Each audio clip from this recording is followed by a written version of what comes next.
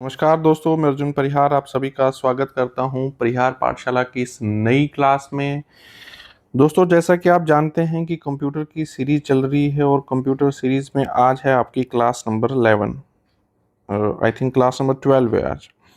तो आज का जो टॉपिक है दैट इज़ कंप्यूटर सॉफ्टवेयर। दोस्तों, अगर आप पहली बार मेरे चैनल पे आए हैं और पहली बार ये वीडियो देख रहे हैं तो मैं आपसे यही कहना चाहूँगा कि आप प्लेलिस्ट में जाके सबसे पहले जो है वो कंप्यूटर की बाकी क्लासेस देखिए, क्योंकि पहली क्लास अगर आप देखेंगे तो हो सकता है शायद आपको ये चीज़ समझ ना आए। इसके अलावा हमारे प्लेलिस्ट में रीजनिंग की क्लासेस भी हैं और पीवाईक्यूज भी हैं, वो भी आप जाके चेक कर सकते हैं।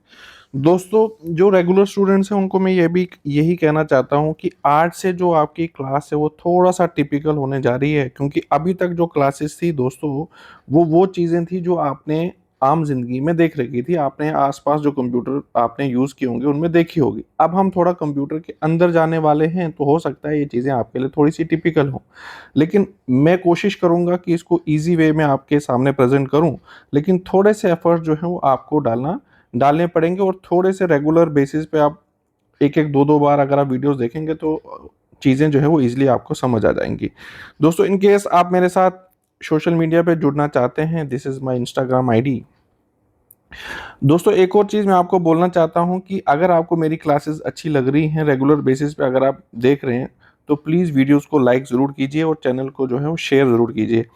तो चलिए शुरू करते हैं। आज का जो टॉपिक है दैट इज़ कंप्यूटर सॉफ्टवेयर। अब कंप्यूटर सॉफ्टवेयर बेसिकली होता क्या है? अब सॉफ्टवेयर बेसिकली क्या है यहाँ पे दोस्तों? सॉफ्टवेयर जो होता है वो होता है सेट ऑफ प्रोग्राम। अब आप कहोगे ये प्रोग्राम क्या चीज़ है? ये प्रोग्राम क्या चीज़ है दोस्तों? प्रोग्राम होती है सेट ऑफ इंस्ट्रक्शंस, ठीक है? तो ये कंप्यूटर की टर्मिनोलॉजी है कि सॉफ्टवेयर क्या होता है दोस्तों? Software is set of programs. और प्रोग्राम क्या होता है दोस्तों? Program is set of instructions. Set of instructions, मान लीजिए मैंने आपको बोला ये काम करना है तो वो होगी एक इंस्ट्रक्शन, फिर आपको बोलूंगा मैं दूसरा काम भी करना है इसके साथ ही तो आ गया दूसरी इंस्ट्रक्शन। ऐसे ही 4 5 6 7 इंस्ट्रक्शन मिला के एक बनता है एक प्रोग्राम। और वैसे ही मल्टीपल प्रोग्राम जब क्रिएट करते हैं, मल्टीपल प्रोग्राम, तो वो कंबाइन होके क्या बनाते हैं? आपका सॉफ्टवेयर बनाते हैं दोस्तों। अब सॉफ्टवेयर को मैंने यहाँ पे जनरलाइज दो कैटेगरी में डिवाइड किया है। यहाँ पे मैं चीज़ों को कॉम्प्लेक्स नहीं कर रहा हूँ दोस्तों। मैं आपको इतना बता दूं कि मैंने कोशिश की है इसको सिंप्लीफाई वे में आपको समझाने की। आप बस इतना ध्यान रखिए कि जितना सिंपल वे में अभी मैं समझाऊंगा, बाद में जब ये क्लासेस खत्म हो जाएंगी आपकी, जब आपकी एमसीक्यू की सीरीज चलेगी कंप्यूटर की, उस टाइम पे आपकी 3 से 4 क्लासेस ऐसी होंगी जो एडवांस लेवल पे होंगी कंप्यूटर की। एडवांस लेवल पे होंगी कंप्यूटर की, जो थोड़ा सा टिपिकल होगा। अभी मैं सभी यहाँ पे आपको इन्फॉर्मेशन ओवरलोड नहीं करना चाहता हूँ, क्योंकि बड़े सारे बच्चे होंगे जो पहली बार चीज़ों को पढ़ रहे होंगे, तो मैंने सिंप्लीफाई करने की कोशिश की है यहाँ पे। जो तो चलिए देखते हैं आपका जो सॉफ्टवेयर है दोस्तों। सॉफ्टवेयर को मैंने यहाँ पे दो कैटेगरीज में डिवाइड किया है सिंप्लीफिकेशन के लिए। एक है आपका एप्लीकेशन सॉफ्टवेयर, दूसरा है आपका सिस्टम सॉफ्टवेयर। एप्लीकेशन सॉफ्टवेयर वो सॉफ्टवेयर्स होते हैं जो यूजर स्पेसिफिक होते हैं, जो आपकी रिक्वायरमेंट के हिसाब से बनाए जाते हैं। उन सॉफ्टवेयर्स को कहा जाता है दोस्तों एप्लीकेशन सॉफ्टवेयर। जैसे एप्स भी कहते हैं, जिनको आप ऐप कह लो या एप्लीकेशन कह लो, ठीक है, एप्लीकेशन कह लो। जैसे आपका एमएस ऑफिस है। एमएस ऑफिस जो है वो किसी पर्टिकुलर काम के लिए यूज होता है, ठीक है। जैसे मान लो आपको कोई डॉक्यूमेंट क्रिएट करना है वगैरह वगैरह, इनको हम डिटेल में पढ़ेंगे, बात की बात है। जैसे आपका मीडिया प्लेयर है, ठीक है, जैसे आपका एमएक्स प्लेयर है, वो भी तो एक प्रोग्राम है, सॉफ्टवेयर है अपने आप में। तो वो एप्लीकेशन स्पेसिफिक है, जो किसके काम आता है? जैसे म्यूजिक म्यूजिक चलाने के काम आता है। जैसे आपका वेब ब्राउजर है, तो वेब ब्राउजर जो है वो भी एक एप्लीकेशन सॉफ्टवेयर है। जैसे ओरेकल है या टैली है, ठीक है। ये सारी एग्जांपल्स हैं किसकी दोस्तों? यूजर स्पेसिफिक सॉफ्टवेयर्स की, जिसे हम कहते हैं एप्लीकेशन सॉफ्टवेयर। क्या कहते हैं? एप्लीकेशन सॉफ्टवेयर, ठीक है। दूसरा जो क्लासिफिकेशन है वो है सिस्टम सॉफ्टवेयर। सिस्टम सॉफ्टवेयर जो है, देखिए आपको आपको कंप्यूटर चलाना है, तो कंप्यूटर चलाने के लिए जो आपको सॉफ्टवेयर चाहिए चाहिए होंगे उसे कहेंगे हम सिस्टम सॉफ्टवेयर। क्या कहेंगे? System software.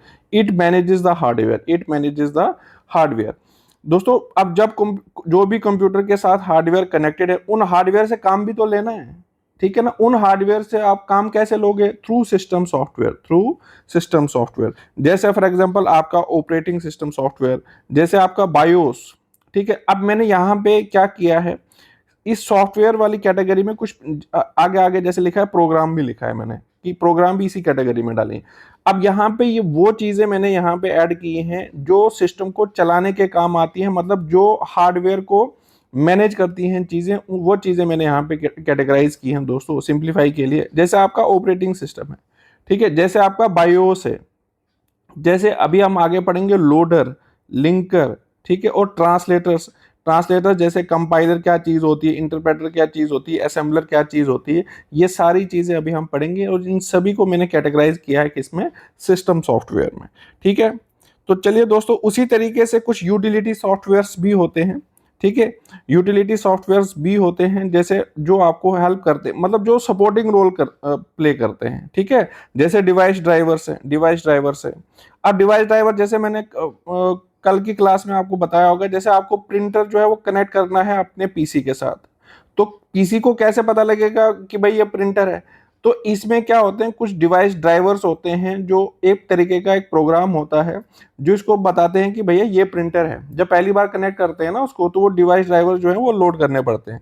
जैसे आपका एंटीवायरस है, ठीक है, अब मुझे बताओ, जैसे आपका एंटीवायरस, उसका कोई स्पेसिफिक काम होता है? कोई स्पेसिफिक काम नहीं। मतलब मान लो जैसे एंटीवायरस जो है वो आप बोलोगे कि भाई हाँ ये ठीक है, ये अपने सिस्टम को साफ रखता है, लेकिन क्या कोई स्पेसिफिक काम है? जैसे मैंने बोला कि आज एमएस वर्ड पे ये काम कर लो आप, ठीक है, आप इस एंटीवायरस को कितनी बार यूज करते हो? 2 महीने, 4 महीने, 6 महीने में एक बार? मतलब कोई स्पेसिफिक काम नहीं करता, ये सपोर्टिंग रोल क्रिएट करता है कि बाकी जो आपके पास सॉफ्टवेयर है उनको सेव करने का काम, सेफ रखने का काम जो है वो एंटीवायरस करता है। इसलिए इन कैटेगरी जैसे डिस्क क्लीनर हो गया, इन इन सभी को मैंने किस कैटेगरी में रखा है? Utility software. यूटिलिटी सॉफ्टवेयर वो सॉफ्टवेयर होते हैं जो सिस्टम सॉफ्टवेयर को काम करने में हेल्प करते हैं। किसको? सिस्टम सॉफ्टवेयर को काम करने में हेल्प करते हैं दोस्तों, जो सपोर्टिंग रोल क्रिएट करते हैं, वो हो गए आपके यूटिलिटी सॉफ्टवेयर्स। तो अब हम इसमें इसमें हमको सिर्फ सिस्टम सॉफ्टवेयर ही पढ़ना है। ये बाकी चीजें जैसे एमएस ऑफिस है, ये मीडिया प्लेयर वगैरह, ये सब चीजें नहीं पढ़नी है आपको। वेब ब्राउजर हम इंटरनेट की क्लास में जरूर पढ़ेंगे, एमएस ऑफिस के लिए तो अलग से क्लासेस होंगी डिटेल में। इसमें ये सारी चीजें जो आपके सिस्टम सॉफ्टवेयर में आती हैं, ये सारी चीजें हम यहाँ पे डिस्कस करेंगे आज। तो चलिए देखते हैं सिस्टम सॉफ्टवेयर क्या चीज होती है। सिस्टम सॉफ्टवेयर में सबसे पहले हम देखते हैं, सबसे पहली चीज देखते हैं बायोस। बायोस हम पहले भी देख चुके हैं, इसे इसे कहा जाता है basic input output system. BIOS अपने आप में बेसिकली एक प्रोग्राम है। क्या है ये? प्रोग्राम है। जब भी आपका कंप्यूटर ऑन होगा, जब भी आपका कंप्यूटर ऑन होगा, उस टाइम पे कौन फोरफ्रंट होता है, कौन ये सब चीजें करता है? वो करता है आपका बायोस प्रोग्राम। ठीक है, it is the first program to run during the cold booting, to run during the cold booting. अब ये कहोगे आप कि भाई जब भी कोल्ड बूटिंग छोड़ो, पहले पहले आप ये यहाँ पे समझो कि जब भी आप अपने कंप्यूटर को पहली बार ऑन करोगे, कंप्यूटर को ऑन करोगे डेली बेसिस पे, पहली बार मतलब जब भी रोज, जैसे स्विच ऑफ है तो अब मैंने ऑन किया उसको, तो पहला प्रोग्राम जो रन करेगा वो कौन सा होता है? बायोस। कौन सा होता है? बायोस। इस ऑन करने के प्रोसेस को कहते हैं बूट करना। क्या कहते हैं? बूटिंग या बूट करना। ठीक है, अब ये बूटिंग दो प्रकार की होती है दोस्तों, एक होती है कोल्ड बूटिंग, एक होती है कोल्ड बूटिंग, और एक होती है warm booting. Warm booting, cold booting का मतलब है आपने, आपका जैसे मान लो आपका फोन स्विच ऑफ था, अब आप उसको ऑन कर रहे हो, तो इस प्रोसेस को कहते हैं कोल्ड बूटिंग। अब दूसरा वार्म बूटिंग क्या होता है? जैसे मान लो आपका आपका जो फोन है वो ऑन है, अब आप उसको रीस्टार्ट करते हैं ना, रीस्टार्ट करने का ऑप्शन होता है ना, तो उस रीस्टार्ट करने के ऑप्शन को कहते हैं वार्म बूटिंग। क्या कहते हैं? Warm booting. अब ये जो बूटिंग होती है, बूटिंग, अब यहाँ पे नॉर्मली मैंने कोल्ड बूटिंग लिखा है यहाँ पे, उस बूटिंग के टाइम पे क्या होता है दोस्तों, आपका जो बायोस प्रोग्राम है, बायोस प्रोग्राम वो कहाँ पर है? वो होता है रोम में। ये पहले भी हम डिस्कस कर चुके हैं। कहाँ पे होता है? रोम में। अब ये जो बायोस प्रोग्राम है, ये रोम से कहाँ पे जाता है? आपके रैम में। कहाँ पे जाता है? आपके रैम में। ये बूटिंग के दौरान होता है। और ये बायोस प्रोग्राम जब ये रोम से रैम में जाता है, इस प्रोसेस को कहते हैं शैडोइंग प्रोसेस। क्या कहते हैं दोस्तों? Shadowing process. ठीक है, और इस पूरे ऑन होने के सिस्टम को कहते हैं बूटिंग। क्या कहते हैं? बूटिंग। यहाँ पे नॉर्मली मैंने लिखा है कोल्ड बूटिंग।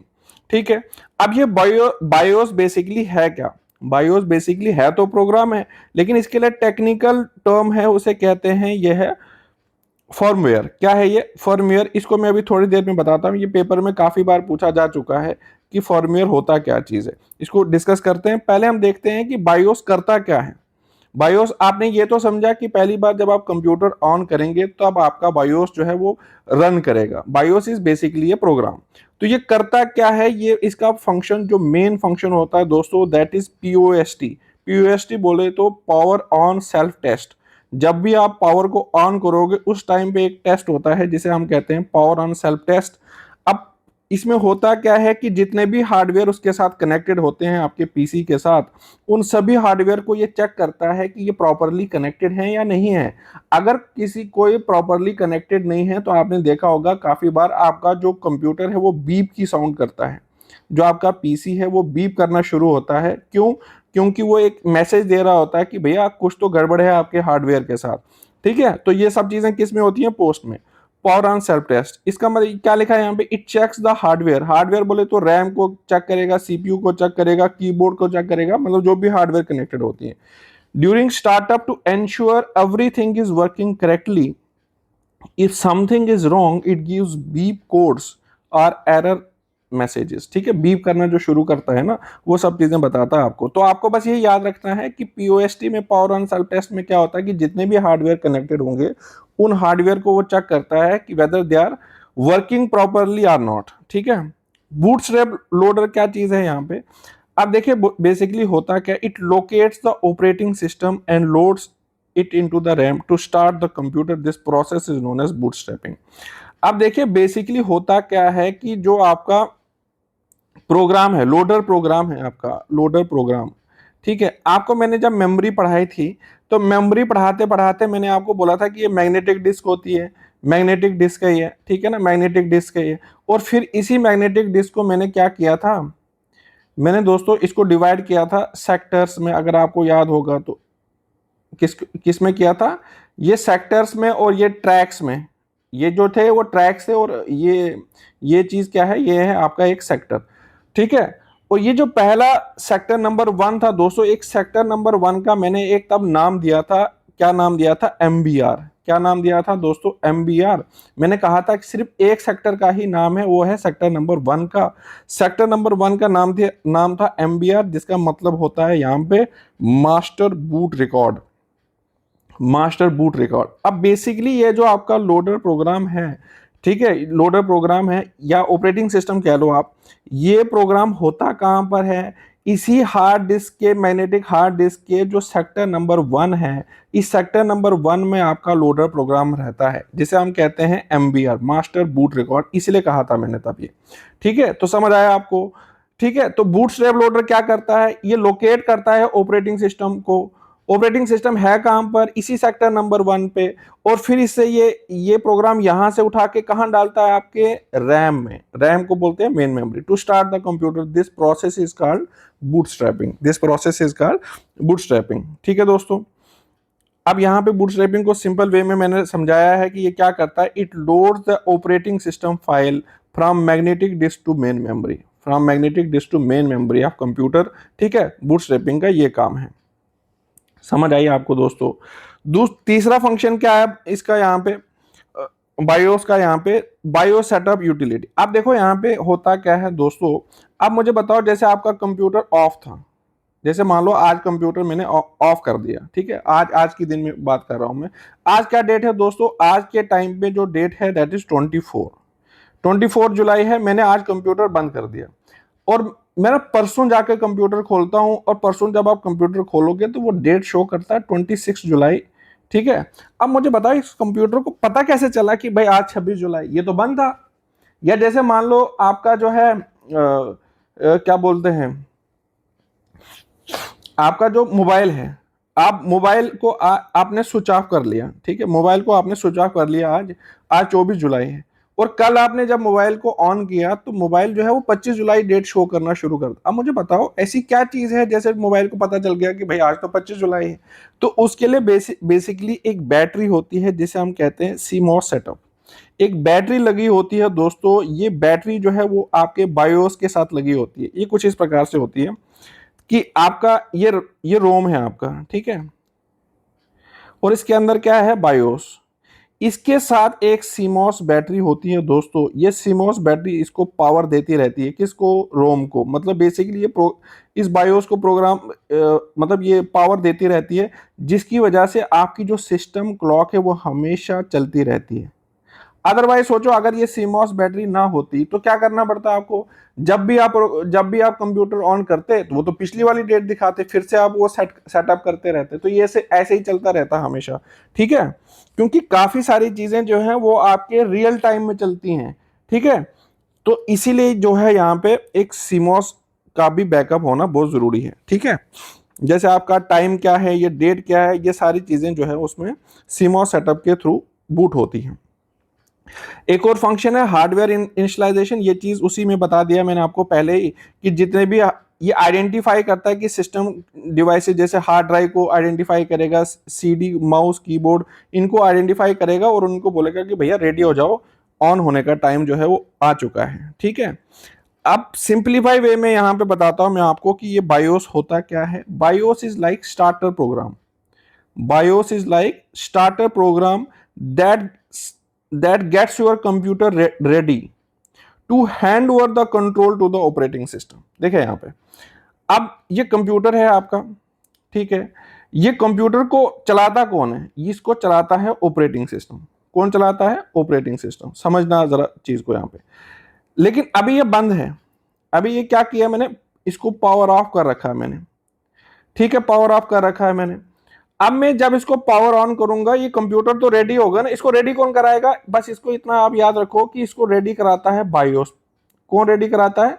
बायोस। बायोस जो है वो सब चीजें रेडी करके दे देगा और बोलेगा कि भैया ये लो, अब आपका काम है, आप जानो इससे आपको हार्डवेयर से आपको कैसे काम लेना है, कैसे नहीं काम लेना है। वो सारी चीजें कौन डिसाइड करता है? वो चीजें डिसाइड करता है ऑपरेटिंग सिस्टम, ठीक है?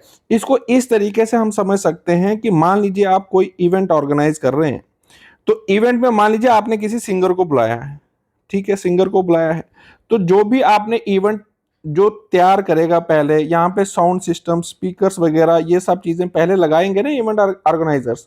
तो ये सारी चीजें कौन करता है? इवेंट ऑर्गेनाइज करता है। लेकिन गाते तो नहीं ना, ये गाने का काम कौन करेगा? सिंगर। बस उसी तरीके से यहाँ पे समझो, जब कंप्यूटर ऑन हो रहा होता है, ये जो कंप्यूटर ऑन होता है, इसको कंप्यूटर को रेडी करके कौन देता है?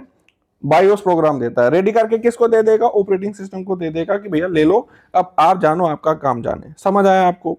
ठीक है। तो मैंने बेसिकली एक बोला था ऊपर आपको कि ये जो बायोस है, बायोस वो बेसिकली एक फर्मवेयर है। फर्मवेयर है। अब ये फर्मवेयर होती क्या चीज है दोस्तों? फर्मवेयर बेसिकली एक प्रोग्राम है, बेसिकली एक प्रोग्राम है जो हार्डवेयर डिवाइसेस में, जो भी हार्डवेयर होते हैं उनमें परमानेंटली स्टोर कर दिया जाता है, ठीक है? अब वो कोई भी हार्डवेयर जो होगा ना, उसका एक अपना भी तो दिमाग होगा ना उस हार्डवेयर में, कि क्या काम करूंगा मैं, कैसे काम करूंगा, कैसे नहीं करूंगा। वो सब चीजें कौन बताता है? वो सब चीजें बताता है फर्मवेयर। अब कुछ इस तरीके से समझो आप इस चीज को एग्जाम्पल के साथ। मान लो आप किसी ऑफिस में काम कर रहे हो, ठीक है? आप किसी ऑफिस में काम कर रहे हो, उस ऑफिस में एम्प्लॉयज हैं, इस ऑफिस में एक हेड होगा, ठीक है? एक हेड होगा, ठीक है ना?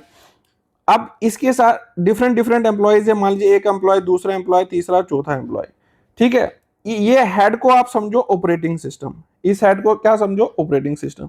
अब इस ऑपरेटिंग सिस्टम ने इसको बोला कि भैया ये काम करना है, ये काम करना है, ये काम करना है, ये काम करना है, ठीक है? अलग अलग काम बांट दिए इनको, सभी हार्डवेयर को। अब मुझे बताओ, ये जो बंदा है यहाँ पे, इसका अपना भी तो दिमाग होगा ना। जैसे हम है, मान लो मैं ही अपने ऑफिस में काम करता हूँ, मेरा एक हेड है, ठीक है? जिस डिपार्टमेंट में काम करता हूँ, ठीक है? मान लो एक चीफ इंजीनियर है, वो चीफ इंजीनियर जो है वो इस ऑफिस का हेड है, ठीक है? उसको हम मान लेते हैं कि ऑपरेटिंग सिस्टम है। उसने मुझे कुछ काम करने को बोला। जब उसने मुझे कोई काम करने को बोला, तो मेरे पास भी तो अपना दिमाग है या नहीं है? ठीक है। अब उसी तरीके से जो ऑपरेटिंग सिस्टम, जो आपके हार्डवेयर डिवाइसेस हैं, ठीक है, उन हार्डवेयर डिवाइसेस का भी एक अपना दिमाग होता है, जिसे हम कहते हैं फर्मवेयर, जो उसको कहते हैं कि भैया काम कैसे करना है। समझ आई आपको? ठीक है। आप देखो यहां पे फिर से देख लेते, it's a type of software that is permanently programmed, that is permanently program into the hardware devices. It acts like brain of device telling how to operate, ठीक है, ये उसको बताते हैं कि भैया ऑपरेट कैसे करना। अनलाइक नॉर्मल सॉफ्टवेयर, जैसे नॉर्मल एप्स हैं, firmware works behind the scene and is not meant to be change frequently, ठीक है। तो बेसिकली जो आपका फर्मवेयर है ना, जो एक बार आपके उसके हार्डवेयर में डाल दिया, उसको इतना फ्रीक्वेंटली जो है वो अपडेट नहीं करते हैं, लेकिन अपडेट करते हैं, फ्रीक्वेंटली अपडेट नहीं करते हैं, ठीक है। और जितने भी फर्मवेयर्स होते हैं ये डिवाइस स्पेसिफिक होते हैं, क्योंकि जैसा हार्डवेयर होगा वैसा प्रोग्राम उसमें हम रन करेंगे। जैसे मान लो 4 लोग हैं तो 4 लोगों का दिमाग जो है अपना अपना होता है ना, उसी तरीके से जितने भी हार्डवेयर्स होते हैं उन हार्डवेयर्स का क्या होता है, एक अपना प्रोग्राम होता है, फर्मवेयर होता है, ठीक है। मतलब वो डिवाइस स्पेसिफिक होते हैं, क्या होते हैं, डिवाइस स्पेसिफिक, ठीक है। इस चीज को थोड़ा हाईलाइट करना क्योंकि ये बहुत ही इंपॉर्टेंट है। अब ये नेक्स्ट कह रहा है कि क्या फर्मवेयर को अपडेट कर सकते हैं? यस, फर्मवेयर को अपडेट कर सकते हैं, लेकिन कौन अपडेट करेगा? यूजुअली इसको मैन्युफैक्चरर ही अपडेट करता है, वो भी तब जब जरूरी होगा, अदरवाइज फ्रीक्वेंटली इसको अपडेट करने की जरूरत नहीं है। ये फर्मवेयर कहां पे होता है? ये आपके रोम या फ्लैश मेमोरी में स्टोर होता है। प्राइमरी फंक्शन क्या है? प्राइमरी फंक्शन है हार्डवेयर फंक्शंस को कंट्रोल करना। प्राइमरी फंक्शन क्या रहता है? जितने भी हार्डवेयर फंक्शंस होंगे उसको कंट्रोल कौन करता है? उसको कंट्रोल करता है उस हार्डवेयर में डाला हुआ फर्मवेयर। फर्मवेयर अपने आप में एक प्रोग्राम होता है। अब ये कह रहा है कि क्या होगा अगर ये फर्मवेयर ही करप्ट हो जाए? अब मुझे बताओ, अगर आपका दिमाग खराब हो जाए तो क्या होगा? आपसे काम नहीं होगा, ठीक है ना। उसी तरीके से ये कह रहा है कि अगर फर्मवेयर ही करप्ट हो गया, करप्ट मतलब खराब हो गया, ठीक है, तो वो जो हार्डवेयर होगा वो माल फंक्शन हो जाएगा। क्या हो जाएगा? माल फंक्शन हो जाएगा। The hardware may not function properly, इसको बोलते हैं माल फंक्शनिंग होना, ठीक है, माल फंक्शन। तो हार्डवेयर जो होगा वो क्या कर जाएगा? वो माल फंक्शन कर जाएगा। दोस्तों समझ आया आपको? ठीक है, तो आई होप ये बेसिक बेसिक चीजें जो है वो आपको समझ आ रही होंगी, ठीक है। Next is translators. अब देखिए दोस्तों, ये थोड़ा सा टिपिकल और ये काफी बार पेपर में पूछा जा चुका है, इसको समझने की कोशिश करते हैं, ये ट्रांसलेटर्स होते क्या हैं दोस्तों। अब मान लो आपने कोई प्रोग्राम लिखा, मान लो आपने कोई प्रोग्राम लिखा और ये प्रोग्राम आपने बोला कि भाई कंप्यूटर को, मतलब कंप्यूटर जो है आपका सीपीयू कहते हैं, मशीन जिसे हम कहते हैं, ये आप इसको दोगे, ये इसको समझ भी तो आना चाहिए ना। आपने कोई प्रोग्राम लिखा, इसको कैसे पता लगेगा सीपीयू को कि भैया भैया ये ऐसे ऐसे बोल रहा है, ऐसे ऐसे करने के लिए बोल रहा है ये, ठीक है ना। अब प्रोग्राम भी तो डिफरेंट डिफरेंट वे में लिख सकते हैं ना। जैसे एक लैंग्वेज है सी, एक है जावा, या और भी लैंग्वेज जैसे 8085 है, ठीक है ना। तो उसके लिए होते हैं ट्रांसलेटर्स। उसके लिए क्या होते हैं? ट्रांसलेटर्स। इसको बेसिक इजी वे में समझते हैं कि मान लो जैसे फॉर एग्जांपल आपने देखा होगा कि आपका पार्लियामेंट है, तो पार्लियामेंट में आपने देखे होंगे कि जब कोई भी बोलता है वहां पे, कोई भी स्पीकर बोलता है वहां पे, तो आपने देखा होगा कि काफी सारे जो एमपीज होते हैं आपके, उनके ऊपर वो एक हेडफोन सा लगाया होता है उन्होंने। तो वो हेडफोन जो है वो कोई गाने वाने सुनने के लिए नहीं होता है। वो हेडफोन बेसिकली, जैसे मान लो, क्योंकि India is a vast country, तो डिफरेंट डिफरेंट जगह से लोग आए होते हैं। कोई तमिलनाडु से आया है, कोई केरला से आया है, कोई वेस्ट बंगाल से आया है।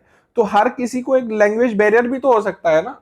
तो मान लो कोई हिंदी में बोल रहा है, किसी को हिंदी नहीं आती है, तो उसको ट्रांसलेट करके वो इंग्लिश में उसको वो सुन रहा होता है कि भैया ये बोल क्या रहा है, ठीक है। आपने ये चीज भी देखी होगी, जैसे मान लो हमारा प्राइम मिनिस्टर किसी कंट्री में गया, ठीक है, जैसे मान लो रशिया में गया, ठीक है। यूरोप में ऐसे इश्यूज बड़े काफी जगह होते हैं।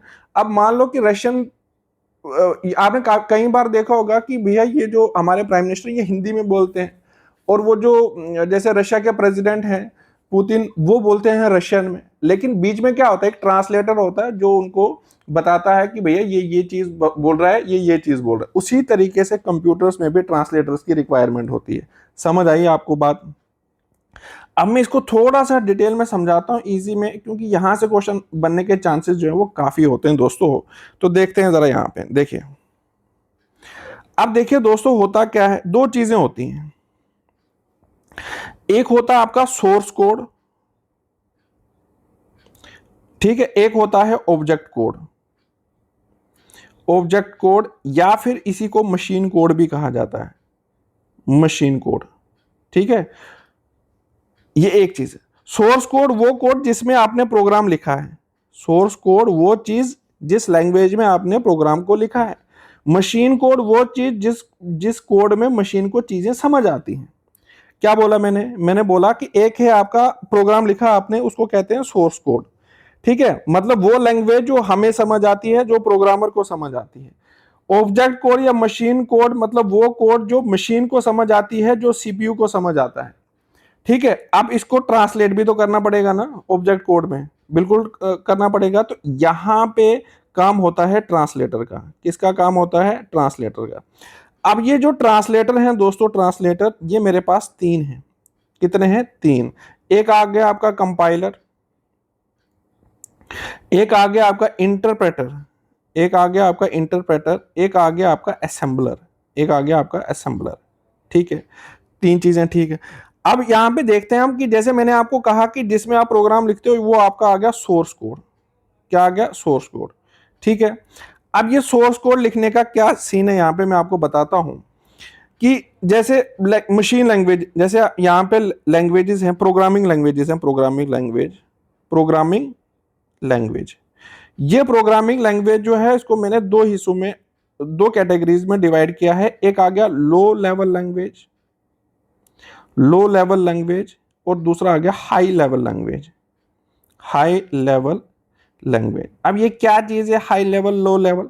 लो लेवल लैंग्वेजेस में हम क्या लिखेंगे? सोर्स कोड लिखेंगे या नहीं लिखेंगे? बिल्कुल, इसमें भी सोर्स कोड लिखेंगे, इसमें भी सोर्स कोड लिखेंगे हम। ठीक है, सोर्स कोड बोले तो प्रोग्राम लिखेंगे। अब इस लो लेवल लैंग्वेजेस में क्या होता है, ये जो सोर्स कोड होता है ना दोस्तों, ये काफी क्लोज होता है या काफी मिलता जुलता है किससे? मशीन कोड से। किससे मिलता जुलता है? ये मशीन कोड से। ठीक है, लेकिन ये जो हाई लेवल लैंग्वेजेस होती हैं, इसमें जो आप सोर्स कोड यूज करते हो, ये मशीन स्पेसिफिक नहीं होता, ये होता है मशीन इंडिपेंडेंट। ये क्या होता है? Machine independent. मतलब ये चीजें ज्यादा किसके क्लोज होती हैं? It is more close to humans. More close to human मतलब यहां पे हमें चीजें ज्यादा समझ आती हैं। क्या आती हैं? यहां पे हमें चीजें ज्यादा समझ आती हैं। ये जो लो लैंग्वेजेस में कोड लिखते हैं, ये चीजें हमें कम समझ आती हैं। समझ आया आपको दोस्तों? ठीक है, जैसे अब यहां पे होता क्या है, एक पेज और ऐड करते हैं। अब होता क्या है, जैसे मैंने कहा कि दो लैंग्वेजेस हैं, एक आ गया आपका लो लेवल लैंग्वेज, एक आ गया आपका लो लेवल लैंग्वेज। ठीक है, दूसरा आ गया आपका high level language, high level language. ये आपका सोर्स कोड है, ये आपका सोर्स कोड है। ठीक है, सोर्स कोड। आपको जाना किधर है? आपको जाना है मशीन कोड में, क्योंकि अल्टीमेटली हमको उस कोड में जाना है जो सीपीयू को समझ आए। ठीक है, अब इसकी एग्जांपल है यहां पे असेंबली लैंग्वेज। इसकी एग्जांपल क्या है दोस्तों? इसकी एग्जांपल है असेंबली लैंग्वेज। ठीक है, क्या है? Assembly language. अब ये हाई लेवल लैंग्वेजेस की क्या एग्जांपल है? जैसे आपने देखा होगा सी प्लस प्लस, ये जावा। ठीक है, ये सारी चीजें जो है वो किसकी एग्जांपल है? हाई लेवल लैंग्वेजेस की। अब मुझे इस असेंबली लैंग्वेज को भी मशीन कोड में जाना है, उस हाई लेवल लैंग्वेज से भी मशीन कोड में जाना है। हाँ या ना? ये चीजें समझ आई आपको? इस असेंबली लैंग्वेज में ना जो कोड लिखा होता है ना, जो कोड सोर्स कोड जो लिखा होगा उसे कहते हैं निमोनिक्स। क्या कहते हैं दोस्तों? निमोनिक्स।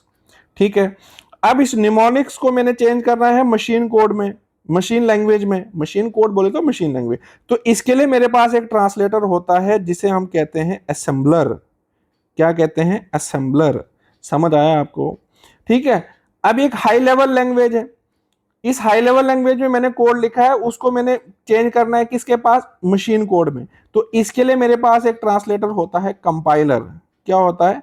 कंपाइलर। एक कंपाइलर होता है, एक और होता है इंटरप्रेटर, एक और होता है इंटरप्रेटर। लेकिन मोस्टली ये देखो, interpreter is a part of compiler. ठीक है, अब बस मोस्टली याद रखो कि यहाँ पे जो ट्रांसलेटर यूज होता है, कंपाइलर भी होता है और इंटरप्रेटर भी होता है। यहाँ पे जो कंपाइलर यूज, यहाँ पे जो ये जो ट्रांसलेटर यूज होता है दैट इज असेंबलर। समझ आया आपको या नहीं?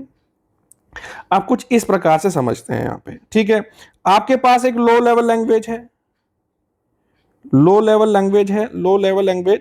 जैसे बोले तो मैंने बोला असेंबली लैंग्वेज। क्या है? Assembly language. इस असेंबली लैंग्वेज से आपको किस में जाना है? मशीन कोड में या मशीन लैंग्वेज में। मशीन कोड या मशीन लैंग्वेज। तो ट्रांसलेटर कौन सा यूज होगा? असेंबलर। ये समझ आया आपको? बिल्कुल इजी है ये। मतलब लो लेवल असेंबली लैंग्वेज से अगर मशीन लैंग्वेज में जाना है तो असेंबलर यूज करेंगे, ठीक है, बिल्कुल। अब आप देखो यहाँ पे दूसरा क्या है, आपके पास हाई लेवल लैंग्वेज है। क्या है? हाई लेवल लैंग्वेज है। इस हाई लेवल लैंग्वेज से भी तो मुझे जाना है मशीन लैंग्वेज में, मशीन लैंग्वेज में। तो क्या मेरे पास दो चीजें, एक है कंपाइलर और दूसरा है इंटरप्रेटर। दूसरा क्या है? इंटरप्रेटर। अब इस हाई लेवल लैंग्वेज में बेसिकली मैंने क्या लिखा था? प्रोग्राम लिखा था। क्या लिखा है? प्रोग्राम ही तो लिखा है ना, जिसको कन्वर्ट करूंगा मैं। अब देखें यहाँ पे, मान लो जी ये प्रोग्राम है, 1 लाइन, 2 लाइन, 3 लाइन, 4 लाइन, 5 लाइनों का ये प्रोग्राम है, ठीक है। ये प्रोग्राम है मेरे पास 5 लाइनों का। ये कंपाइलर क्या करता है? ये ट्रांसलेट करेगा, लेकिन ये एक ही बार 5 लाइनों को रीड करेगा और उसके बाद इसको कंबाइन कर दे, उसके बाद इसको ट्रांसलेट कर देगा। मतलब it will convert entire program at once, it will convert entire program at once, ठीक है। ये 5 लाइनों को एक बारी में रीड करेगा, मतलब रीड करेगा, रीड करने के बाद एक ही बारी में क्या करेगा? पूरे प्रोग्राम को कन्वर्ट करके किस में लिख देगा? मशीन लैंग्वेज में। बहुत ही बढ़िया। अब ये इंटरप्रेटर क्या करता है? इंटरप्रेटर दोस्तों क्या करता है? ये लाइन बाय लाइन कन्वर्ट करेगा। पहले एक लाइन पढ़ेगा, उसको कन्वर्ट करेगा, फिर दूसरी लाइन पढ़ेगा, फिर उसको कन्वर्ट करेगा, तीसरी लाइन पढ़ेगा, फिर उसको कन्वर्ट करेगा। समझ आया दोस्तों? ठीक है, चलिए वापस चलते हैं। तो देखें यहाँ पे, इसी चीज को मैंने यहाँ पे लिखा है कि ट्रांसलेटर जो है, अब मैंने इसको इजी वे में लिखा है यहाँ पे कि प्रोग्रामिंग लैंग्वेज आपके पास दो है, एक है लो लेवल लैंग्वेज, एक है हाई लेवल लैंग्वेज, ठीक है। लो लेवल लैंग्वेज वो लैंग्वेज होती हैं जो मशीन लैंग्वेज के आसपास होती हैं, जो मशीन को समझने में इजी होती हैं लेकिन ह्यूमंस को समझने में डिफिकल्ट होती है, ठीक है। तो it's a type of programming language that is closely related to machine code या machine language. It is hard for humans to read and write, ठीक है। ह्यूमंस के लिए क्या होती है? मुश्किल होती है। लो लेवल लैंग्वेजेस की एग्जांपल है आपके पास एक मशीन लैंग्वेज, एक आपकी असेंबली लैंग्वेज, ठीक है। क्या एग्जांपल है? एक मशीन लैंग्वेज है, दूसरी क्या आपकी? Assembly language. अब ये जो मशीन लैंग्वेज है, मशीन लैंग्वेज जो मशीन मतलब जो सीपीयू को समझ आती है, ठीक है, ये किस में लिखी होती है? ये होती है बाइनरी में, 010101 ऐसे ही चलता रहता है। ये सब चीजें आपको समझ आना थोड़ा मुश्किल, हमारे लिए मुश्किल है, लेकिन मशीन इसको इजीली समझ लेती है। और ये जो भी मशीन लैंग्वेज होती है, इसको डायरेक्टली एग्जीक्यूट कौन करता है? सीपीयू। मतलब सीपीयू को ये चीजें डायरेक्टली समझ आती हैं। अब दूसरा क्या है आपकी? Assembly language. असेंबली लैंग्वेज में मैंने आपको बोला था कि बेसिकली निमोनिक्स का इस्तेमाल होता है कोड लिखने के लिए। किसका इस्तेमाल होता है? निमोनिक्स का इस्तेमाल होता है। यहाँ पे बाइनरी का इस्तेमाल ना होके निमोनिक्स का इस्तेमाल होता है। It is easier to understand than machine code, ठीक है। मशीन कोड के कंपैरिजन में ये हमें थोड़ी थोड़ी तो समझ आती है, लेकिन उतनी नहीं समझ आती है। समझ आई बात आपको? It needs an assembler to convert to machine code. इसको क्या चाहिए? इस असेंबली लैंग्वेज को एक असेंबलर चाहिए जो इसको मशीन कोड में चेंज कर सके। मान लीजिए जैसे यहां पे लिखा है मूव ए कामा बी, ये 8085 में माइक्रो प्रोसेसर की लैंग्वेज है। इसका मतलब होता है कि बी में जो चीजें रखी हैं उसको ए में मूव कर दो, ठीक है। बी में जो चीजें रखी हैं उसको ए में कन्वर्ट कर दो। ये जस्ट एग्जांपल है, ये आपके काम की चीज नहीं है, ठीक है। अभी आपको लो लेवल लैंग्वेज समझ आ गई कि मशीन लैंग्वेज है और असेंबली लैंग्वेज है। असेंबली लैंग्वेज में भी हम कोड कैसे लिखते हैं? निमोनिक्स में लिखते हैं। और उसको कन्वर्ट करने के लिए हमारे पास क्या होना चाहिए? असेंबलर होना चाहिए। क्या होना चाहिए? असेंबलर होना चाहिए। दूसरी लैंग्वेज जो है वो यहाँ पे कौन सी होती है? High level language is a programming language that is closer to human language, ठीक है। Easy for humans to read write such language code, ठीक है। हमारे लिए थोड़ा इजी हो जाता है। High level languages are machine independent, इसका मशीन से कोई लेना देना नहीं होता है, ठीक है। High level languages are machine independent, ठीक है। जैसे सी है, C++ है, जावा है। आप देखते हैं यहां पे कि मैंने क्या कहा था आपको कि जो भी हाई लेवल लैंग्वेज होगी उसको जाना हमने किस में है? मशीन लैंग्वेज में। किस में जाना है? मशीन लैंग्वेज में। तो हमारे पास दो ट्रांसलेटर हैं, एक आपके पास कंपाइलर है, एक आपके पास इंटरप्रेटर है। कंपाइलर क्या करता था? पूरे के पूरे प्रोग्राम को एक ही बारी में कन्वर्ट कर लेता था मशीन लैंग्वेज में, ठीक है। It converts entire program at once. और लेकिन इंटरप्रेटर क्या करता है? ये लाइन बाय लाइन चीजों को कन्वर्ट करता है। Program is converted line by line. बहुत ही बढ़िया। असेंबलर क्या करता है, असेंबली लैंग्वेज को किस में कन्वर्ट करता है, मशीन लैंग्वेज में। असेंबली लैंग्वेज किस में लिखते हैं, इसको निमोनिक्स भी कहा जाता है। समझ आया दोस्तों, ये बिल्कुल इजी है। इसी चीज को मैंने यहाँ पे इजी वे में लिखने की कोशिश की है कि आपके पास एक हाई लेवल लैंग्वेज है, हाई लेवल लैंग्वेज जिसे हम सोर्स कोड कहते हैं। जाना आपको किस में है, मशीन लैंग्वेज में, जिसे हम कहते हैं मशीन कोड। अब आपके पास दो रास्ते हैं, एक रास्ता है कंपाइलर से जाएंगे, दूसरा रास्ता है इंटरप्रेटर से जाएंगे। इंटरप्रेटर बोले तो लाइन बाय लाइन, और यहाँ पे कंपाइलर बोले तो एंटायर प्रोग्राम। ठीक है, इसी चीज को समझाया मैं। उसी तरीके से एक असेंबली लैंग्वेज में कोड होता है, असेंबली कोड में इधर से आपको जाना किधर है, इसी मशीन कोड में जाना है। किसके थ्रू जाएंगे, असेंबलर के थ्रू। ठीक है ना। अब ये जो मशीन कोड है दोस्तों, मशीन कोड तो आपके पास आ गया, इसके बाद इस चीज को सीपीयू में भी तो डालना है, सीपीयू भी तो एग्जीक्यूट करेगा। तो यहाँ पे दो और प्रोग्राम चाहिए होते हैं, एक चाहिए होता है लिंकर, दूसरा चाहिए होता है लोडर। दूसरा क्या चाहिए होता है, लोडर। समझ आया आपको। ठीक है, इस चीज को देखो, यहाँ पे ये जो मैंने लिखा है ना यहाँ पे एरर से रिलेटेड, इसको बाद में नोट्स में भी डालना, पहले इस चीज को पढ़ना है यहाँ पे। ठीक है, ये मैंने बीच में लिख दिया खामखा में यहाँ पे। देखिए यहाँ पे अब लिंकर लोडर को समझने की कोशिश करते हैं कि ये लिंकर और लोडर होते क्या है। सोर्स कोड था आपके पास, सोर्स कोड को आपने कंपाइल करके इंटरप्रेट करके किस में चेंज कर लिया, ऑब्जेक्ट कोड में, मतलब मशीन कोड में चेंज कर लिया, मशीन कोड में चेंज कर लिया। उसके बाद पहले नंबर पे, अब देखो, क्योंकि देखो इस तरीके से समझो, मशीन कोड में आपने समझ लिया, कन्वर्ट कर लिया, तो आपके पास एक फाइल होगी, दो फाइल, तीन फाइल, चार फाइल, पांच फाइल कन्वर्ट की आपने। इन फाइल्स को आपस में इन फाइल्स को आपस में लिंक भी तो करना है, लिंक भी तो करना है कि कहना क्या चाहता है। ठीक है, मान लो 10 इंस्ट्रक्शन है, 10 इंस्ट्रक्शन को आपने अलग अलग कंबाइन किया है, तो उसको लिंक भी तो करना है लास्ट पे कि बोलना क्या चाहता है, तो उसके लिए चाहिए होगा लिंकर। ठीक है, ठीक है, एक फाइल बना दी मैंने, ठीक है, एक फाइल बना दी लिंक करके, उसे कहते हैं एग्जीक्यूटेबल फाइल। क्या कहते हैं, एग्जीक्यूटेबल फाइल। इस एग्जीक्यूटेबल फाइल को बाद में किसको दे देंगे हम, सीपीयू को, और ये सीपीयू कौन देगा, ये देगा लोडर। कौन देगा, लोडर। ये लोडर का काम है। ठीक है, अब देखें यहां पे, इट कंबाइंस, लिंकर के लिए क्या कह रहा है, it combines object code files generated by compiler into one executable file. Executable file बन गई आपके पास, मतलब एग्जीक्यूटेबल फाइल का मतलब जिसको आप एग्जीक्यूट कर सकते हो आप। उसके बाद किसका काम आएगा, loader. It loads the executable file, ये जो आपके पास फाइल है जो एग्जीक्यूट करने के लिए रेडी है, इसको ये लोड करेगा किस में, मेमोरी में फॉर एग्जीक्यूशन, मेमोरी में फॉर एग्जीक्यूशन। ठीक है, तो यही चीज मैंने यहाँ पे दोबारा लिखी है, it combines object files into executable files, और लोडर जो है it is responsible for assigning memory and starting the execution. ठीक है, कुछ क्वेश्चंस हैं आपके लिए। Which of the following works after linking but before execution. आपको बताना है कि लिंक करने के बाद और एग्जीक्यूट करने से पहले कौन काम करता है। कंपाइलर काम करेगा, एडिटर काम करेगा, लोडर काम करेगा, इंटरप्रेटर काम करेगा। नीचे कमेंट सेक्शन में आप आंसर दे सकते हैं। दूसरा क्वेश्चन है कि the output of linker, linker का जो आउटपुट होता है वो क्या होता है, सोर्स कोड होता है, ऑब्जेक्ट कोड होता है, एग्जीक्यूटेबल फाइल होती है, या फिर हेडर फाइल होती है। दोस्तों इसका भी आंसर आप कमेंट सेक्शन में बताएंगे। फिर एक चीज यहां पे ऊपर रह गई थी, अब ये नोट्स बनाने के बाद लास्ट पे ये लिखना। अब आपने प्रोग्राम लिखा, मान लो आपने कोई प्रोग्राम लिखा है, ठीक है, प्रोग्राम लिखा आपने, अब उस प्रोग्राम में एरर भी तो आ सकता है। ठीक है, अब कंप्यूटर की लैंग्वेज में एरर को कहा जाता है बग। क्या कहा जाता है, बग। समझ आई बात, आपने कोई प्रोग्राम लिखा है, प्रोग्रामर ने कोई प्रोग्राम लिखा है, उस प्रोग्राम में मान लो कोई एरर आ गया, ठीक है, कंप्यूटर की लैंग्वेज में उसे क्या कहते हैं, बग। अब देखो यहां पे, अब उस बग को फाइंड आउट करना है, उस बग को क्या करना है, फाइंड आउट करना है। तो उसके लिए एक प्रोसेस होता है जिसे हम कहते हैं टेस्टिंग। क्या करना है, टेस्टिंग। जैसे नॉर्मली मान लो आप बीमार हो गए, बीमार करने के बाद आप क्या करते हो, पहले टेस्ट करते हो ना, फिर आपको बताएगा डॉक्टर कि भाई इलाज क्या करना है। तो पहले टेस्टिंग होती है।